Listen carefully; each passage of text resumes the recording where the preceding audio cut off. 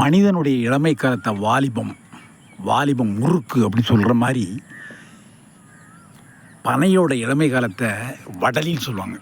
வடலி, இதான் வடலி. அந்த கீழே இருந்தே ஓலை இருக்குது பார்த்தீங்களா, அந்த ஓலையை பூரா அப்படி தரித்து விடுவாங்க.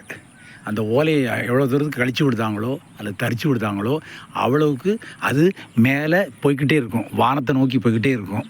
இது பேர் வடலிம்பாங்க. வடலி அப்படிங்கிற ஆண்பனை பெண்பனை ரெண்டுமே இருக்குது. இது பனையோட ஒரு வாலிபம் முறுக்கு அப்படிம்பாங்க, அதாவது வடலி. இப்போ இதில் ஆண்பனை பெண்பனை ரெண்டு இருக்குது. ஆண்பனையில் கதிர் மாதிரி வரும், ஒன்று கதிர். அதுமாதிரி பெண்பனையிலும் வரும், ஆண்பனையில் கதிர் வரும். அந்த கதிரை வெட்டி விடும் பொழுது தான் அச்சு விடுவாங்க. அச்சு விடும்பொழுது அதுலேருந்து பதநீர் உற்பத்தி ஆகும். அந்த ஒரு திரவம் உற்பத்தி ஆகும். அந்த திரவம் அதை எடுக்கும் பொழுது, கலையத்தை கட்டும் பொழுது, சுண்ணாம்பை தேய்ச்சி விடும் பொழுது அது பதநீர் ஆயிடுது. இல்லை அப்படின்னா அது கல்லாயிரும். சுண்ணாம்பு தேய்க்கலாம் அது கல்லாயிரும். இது வளர்ந்த பனை.